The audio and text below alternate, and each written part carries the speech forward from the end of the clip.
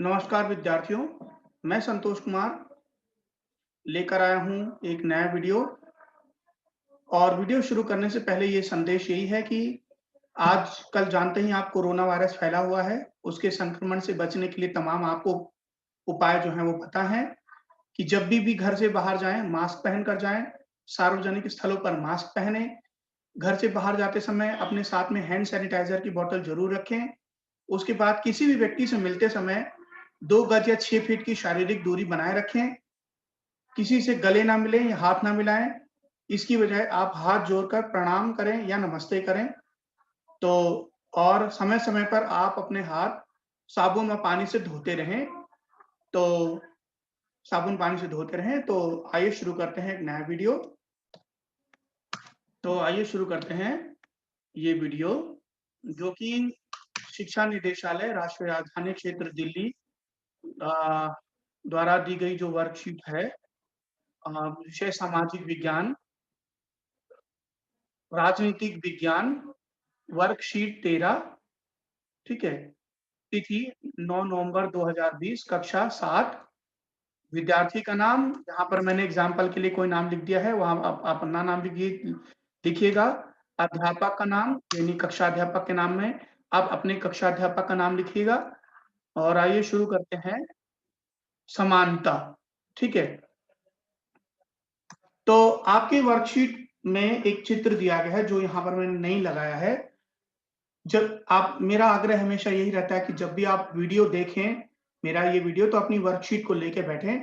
तो आपकी वर्कशीट में एक चित्र दिया गया है जिसमें लोग वोट देने के लिए लाइन में खड़े हैं और इलेक्ट्रॉनिक वोटिंग मशीन का चित्र दिया गया है। तो जब भी आप इस तरह की चित्र देखते हैं, तो इस तरह की तस्वीर को देखकर आपके मन में क्या विचार आता है? भारत जैसे लोकतांत्रिक देश में सभी वयस्कों को मत देने का अधिकार है। चाहे उनका धर्म कोई भी जो हो, शिक्षा का स्तर या जाति कोई भी हो, वे गरीब हों या अमीर हों, सार ठीक है? तो देखिए, हमारे देश में सभी लोगों को क्या है, मत देने का अधिकार है ना? जो भी 18 साल से ऊपर हैं, चाहे वो स्त्री हो, पुरुष हो, अन्य हो, है ना? या फिर कोई भी हो जिसने अपना वोटर लिस्ट में नाम जिसका आया है, जो भी 18 साल से ऊपर है, उसको सब लोगों को मत देने का अधिकार है, चाहे वो अनपढ़ हो, चाहे पढ़ा-लिखा हो, है ना? चाहे वो अमीर हो, गरीब हो, कोई भी हो, ठीक है? तो उसको वोट डालने का अधिकार है, ठीक है? सभी ठीक है? अब आगे देखते हैं, सार्वभौमिक वयस्क मताधिकार 18 साल या उससे ऊपर 18 साल या उससे अधिक जो है, कोई भी हो उसको मत देने का अधिकार है, उसको कहा जाता है, ठीक है? सार्वभौमिक वयस्क मताधिकार का विचार समानता के विचार पर आधारित है, क्योंकि ठीक है? क्योंकि यह घोषित करता है कि देश का हर वयस्क स्त्री-पुरुष, चाहे उसका आर्थिक स्तर या जाति कुछ भी हो, क्यों ना हो, वो एक वोट का हकदार है। ठीक है, उस सबको एक वोट का अधिकार है। लेकिन कई ऐसे लोग हैं जो भारतीय लोकतंत्र में रहते हैं, ठीक है? और उनको मताधिकार प्राप्त है, अ, लेकिन उनका दैनिक जीवन और कार्य करने की स्थितियाँ समानता से बहुत दूर हैं, ठीक है? तो ये बात सही बात है। हालाँकि उनको क्या है, सभी को भारत में सभी को वोट देने का तो अधिकार है, लेकिन कई लोग ऐसे हैं कि इनके जो दैनिक काम करते हैं, है ना? उनके कार्य करने की स्थितियाँ और ये सब चीज़ें क्या हैं, और लोगों से अलग हैं, ठीक है? जी, हम इसके बाद देखते हैं आपकी बात। तो वो कैसे, देखिए, कई लोग भई बड़े-बड़े ऑफ़िसों में, बढ़िया ऑफ़िसों में काम करते हैं और कई लोग क्या हैं, सड़कों पर काम करते हैं, सड़कों पर झाड़ू लगाते हैं, है ना? कई लोगों ही कम कीमत मिलती है। कई लोगों को क्या है कि जो कई लोगों को जो प्राइवेट काम करते हैं, तो उनको क्या कहते हैं कि तय मजदूरी, जैसे सरकार ने पर दिन की अगर मजदूरी 300 रुपए तय कर की है, तो उनको कभी 150 रुपए, कभी 200 रुपए, कभी 100 रुपए ऐसे मिलते हैं। तो लोगों को वोट डालने का अधिकार तो है, लेकिन उनके कार्य करने की स्थिति, लेकिन उनका दैनिक जीवन बिताने की स्थिति बहुत ही असमान असमान है, नहीं समानता से बहुत दूर है। तो हम कह सकते हैं कि राजनीतिक रूप से समान सभी समान हैं, लेकिन सामाजिक रूप से असमानता कई क्षेत्रों में मौजूद है। ठीक है? हाँ, ठीक है, तो सही बात है। इसका मतलब क्या है? इसका मतलब कि राजनीतिक रूप से मतलब कि भई वोट डालने के लिए तो हम सब समान हैं, लेकिन सामाजिक रूप से हमारे देश में कई क्षेत्रों में, कई जगह असमानता व्याप्त है। ठीक है?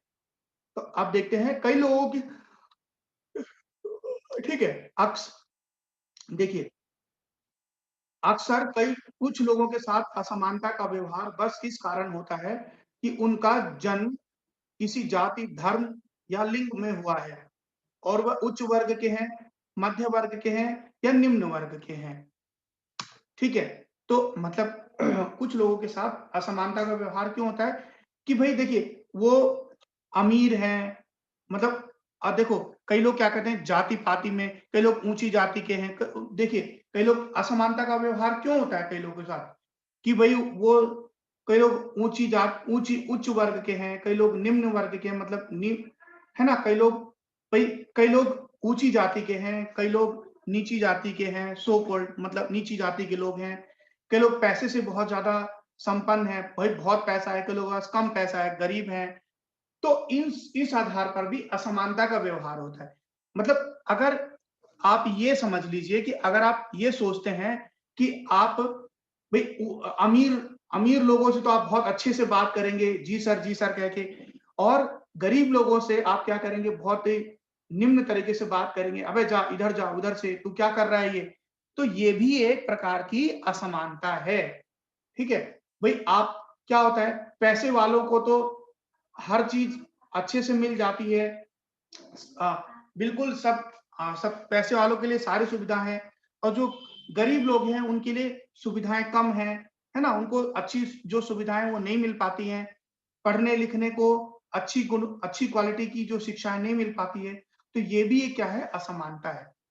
अब ये देखते हैं कि सामाजिक समानता के कारक कौन असामाजिक जो है सामाजिक असमानता के कारक, मतलब सामाजिक असमानता फैलाने के लिए कौन-कौन सी बातें ज़िम्मेदार है?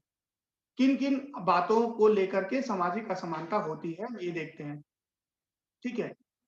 धर्म, जाति, लिंग, स्त्री-पुरुष और आर्थिक स्थिति, अमीर-गरीब। देखिए, अब ये देखिए कि धर्म धर्म को लेकर के लोग असमान व्यवहार करते हैं कि भई वो हिंदू है या वो मुसलमान है, ठीक है? तो उसके आधार पे लोग असमान व्यवहार करते हैं कि कोई किसी जाति का है, तो उसके आधार पे कोई नीची जाति का है, ऊँची जाति, उसके आधार पे लोग असमान व्यवहार करते हैं। फिर कोई लड़का है, लड़की है, उसके आधार पर असमान व्यवहार करते हैं।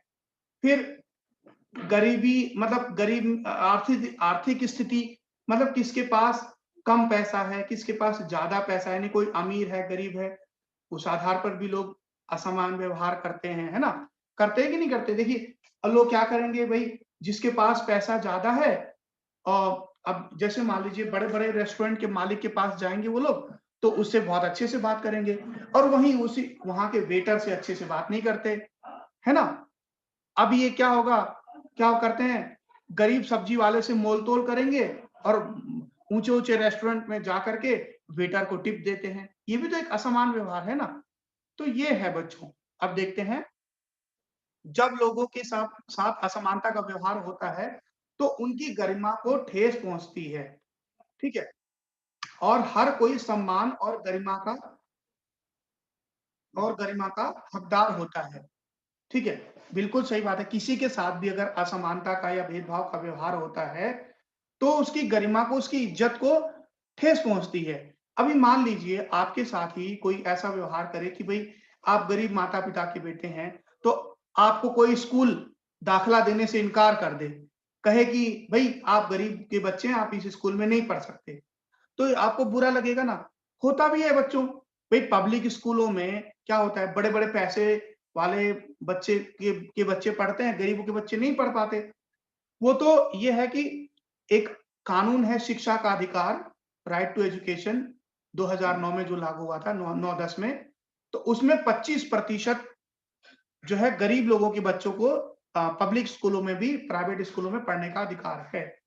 तो तो किसी के साथ भी अगर आप असमानता का भेदभाव का व्यवहार होता है, तो उसकी गरिमा को यानी उसकी इज्जत को ठेस पहुँचती है ना? उसकी उसकी प्रतिष्ठा को ठेस पहुँचती है, उसको बुरा लगता है ना? तो ये बात होती है। अब देखिए 1975 में एक दीवार फ़िल्म बनी थी, उसमें एक एक व्यक्ति क्या करता है, जूता पॉलिश करने एक व्यक्ति क्या कहता है जूता पॉलिश कराने के लिए एक लड़के के पास जाता है और वो जब उसका जूता पॉलिश करने वाला लड़का जो होता है, उसके जूते पॉलिश करके उस व्यक्ति को दे देता है, जो जूता पॉलिश कराने वाला आया था, तो वो क्या करता है वो व्यक्ति जिसको पैसा देना होता है, वो क्या करता है, वो फेंक करके मोची को पैसा देता है ना? जूते पॉलिश कराने वाले व्यक्ति को पैसा देता है फेंक करके। तो जो जूता पॉलिश करने वाला लड़का है क्या कहता है, वो पैसे उठाने से इनकार कर देता है। क्यों इनकार कर देता है? क्योंकि वो मानता है कि वो जो काम कर रहा है उसका भी आदर होना चाहिए। उसकी जो पेमेंट की जानी चाहिए, उसका जो भुगतान होना चाहिए, वो भी क्या है आदर से होना चाहिए। इज्जत से उसके हाथ में पैसे दो, जैसे वो आपके हाथ में जूते दे रहा है, तो उसको आप पैसे दो उसके हाथ में, है ना? तो ये भी एक वो इस व्यक्ति ने जो फेंक के पैसे दे रहा था, उसके साथ क्या किया, असमानता का व्यवहार किया और किसको उस जो जूते पॉलिश करने वाला लड़का था, उसकी गरिमा को ठेस पहुँची, है कि नहीं बच्चों? उसके काम की गरिमा को ठेस पहुँची, उसकी इज्जत को उसकी इज्जत को ठेस पहुँची कि भई लोग देखो मेरे काम की कीमत कैसे चुका रहे हैं, फेंक करके। तो देखिए ये आपको नहीं ऐसा आपको बच्चों ऐसा कभी नहीं करना है।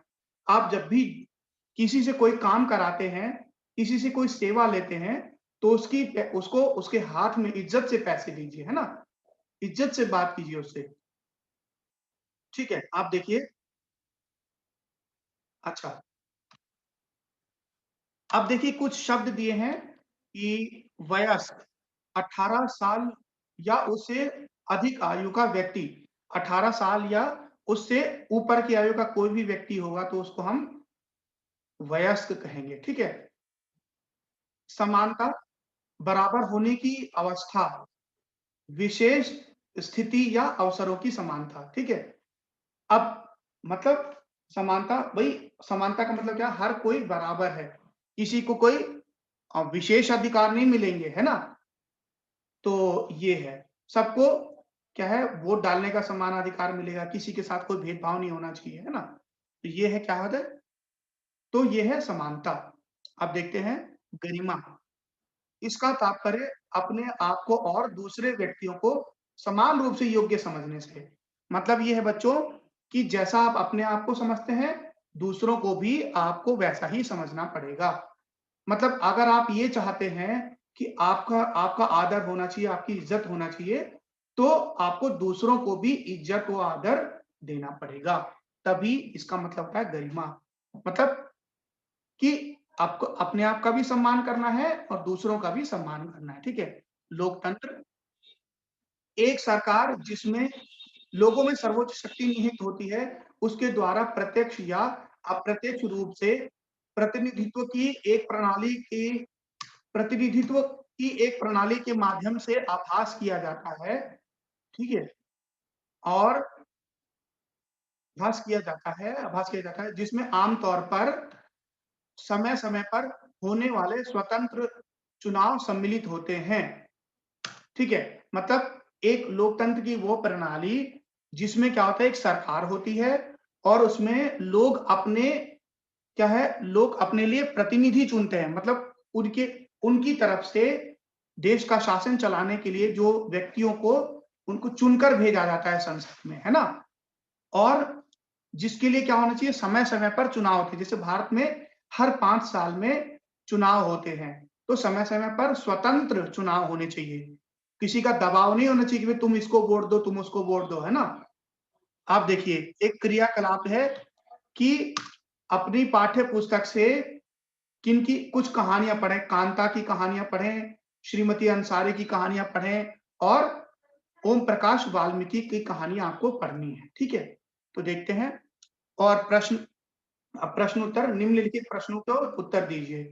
तो प्रश्न 1 है, सार्वभौमिक वयस्क मताधिकार को परिभाषित कीजिए।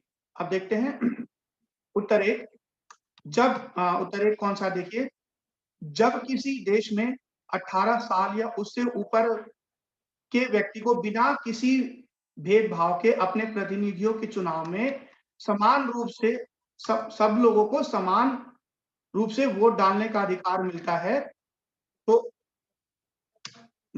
सब लोगों को समान वोट डालने का अधिकार मिलता है, तो उसे हम क्या कहते हैं?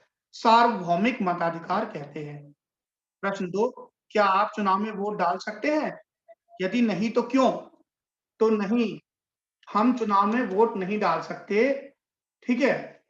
क्योंकि हमारी उम्र 18 साल से कम है और भारत का संविधान केवल उसी व्यक्ति को वोट डालने का अधिकार देता है जो भारत का नागरिक हो और उसकी उम्र 18 साल या उससे ऊपर की हो। तो आज का ये वीडियो देखने के लिए बहुत-बहुत धन्यवाद बच्चों।